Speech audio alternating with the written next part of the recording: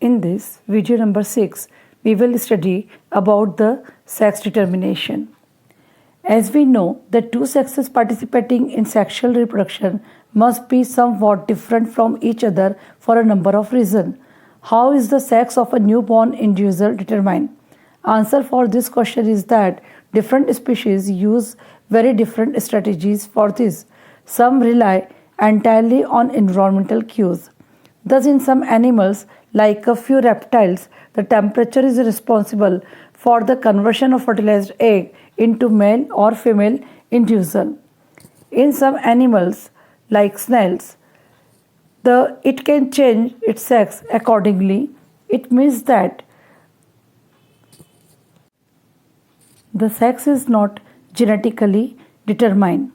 However, in human beings, the sex of the individual is largely genetically determined.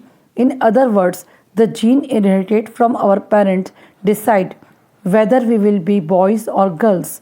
But so far, we have assumed that similar gene sets are inherited from both the parents. As we know that all human chromosomes are not paired. Most human chromosomes have a maternal and a paternal copy, and we have 22 such pairs, which is known as the autosomes.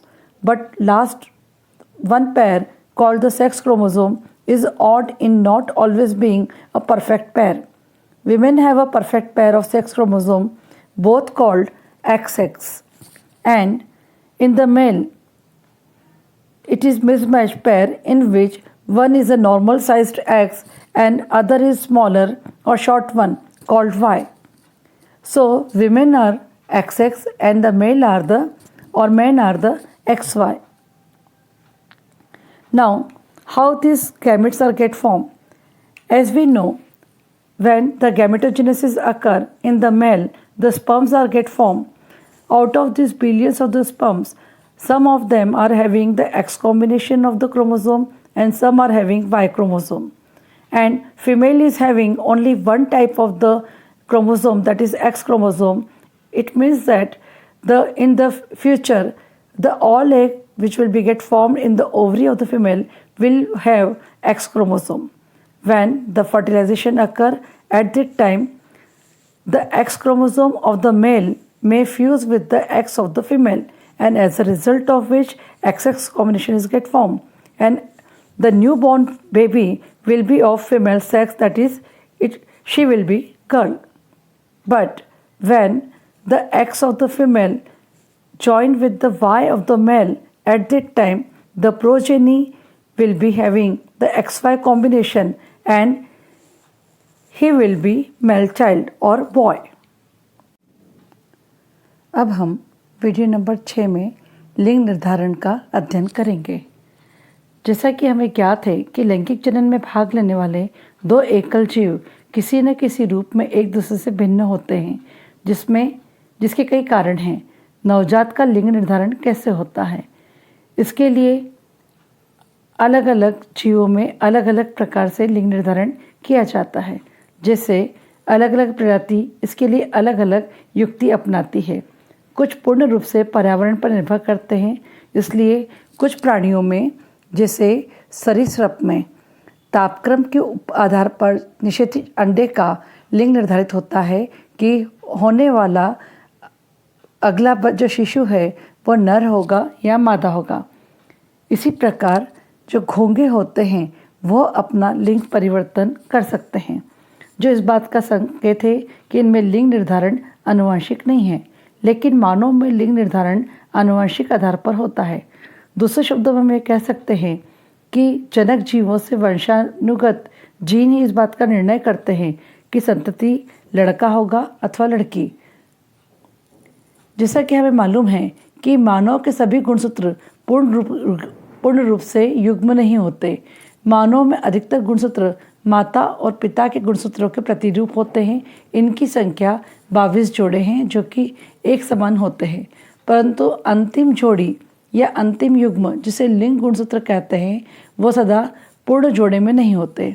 स्त्री में गुणसूत्र का पूर्ण युग्म होता है तथा दोनों एक्स कहलाते हैं, लेकिन पुरुष में यह जोड़ा परिपूर्ण जोड़ा नहीं होता है, जिसमें एक गुणसूत्र सामान्य आकार का X होता है तथा दूसरा गुणसूत्र छोटा होता है, जिसे Y गुणसूत्र कहते हैं।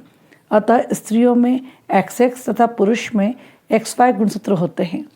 जैसे हम इस चित्र में देख सकते हैं कि स्त्रियों के अंदर दोनों जो लिंग गुणसूत्र हैं वो बिल्कुल एक समान होते हैं, जिसे हम XX कहते हैं, जबकि पुरुषों में एक गुणसूत्र X होता है जो कि आकार में बड़ा होता है और दूसरा आकार में छोटा होता है, जिसे हम Y गुणसूत्र कहते हैं।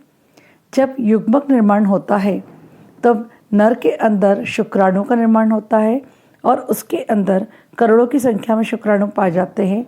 उनमें से कुछ शुक्राणु X गुणसूत्र वाले होते हैं और कुछ Y गुणसूत्र वाले होते हैं, जबकि स्त्रियों में जो अंडा बनता है उसके अंदर केवल X गुणसूत्र ही पाए जाते हैं। जब ये युग्मक आपस में संयोजित होते हैं अर्थात निषेचन की क्रिया संपन्न होती है तो उसमें दो संभावना होती है। या तो पुरुष का X गुणसूत्र स्त्री के X गुणसूत्र वाले अंडे से निषेचित होगा, फलस्वरूप होने वाली संतान स्त्री या मादा होगी, जिसे हम लड़की कहते हैं। जब स्त्री का X गुणसूत्र पुरुष के Y गुणसूत्र से संयोजित होता है तो XY कॉम्बिनेशन बनता है और उसके फलस्वरूप युग्मनज जो बना वह XY कॉम्बिनेशन का है, तो होने वाली संतति नर होगी या लड़का होगी। इस प्रकार से मनुष्य में लिंग निर्धारण होता है। In this ray chart, we can see that the half the children will be boys and the half will be girls. All children will inherit an X chromosome from their mother, regardless of whether they are boys or girls. Thus, the sex of the children will be determined by what they inherit from their father. A child who inherits an X chromosome from her father will be a girl, and one who inherits a Y chromosome from him will be a boy. हम इस रेखा चित्र में यह देख सकते हैं कि सामान्यतः आधे बच्चे लड़के होंगे एवं आधे लड़की हो सकते हैं। सभी बच्चे, चाहे वह लड़का हो अथवा लड़की, अपनी माता से X गुणसूत्र प्राप्त करते हैं। अतः बच्चों का लिंग निर्धारण इस बात पर निर्भर करता है कि उन्हें अपने पिता से किस प्रकार का गुणसूत्र प्राप्त हुआ है। जिस बच्चे को अपने पिता से X गुणसूत्र वंशानुगत हुआ है वह लड़की, एवं जिसे पिता से Y गुणसूत्र वंशानुगत होता है वह लड़का पैदा होता है।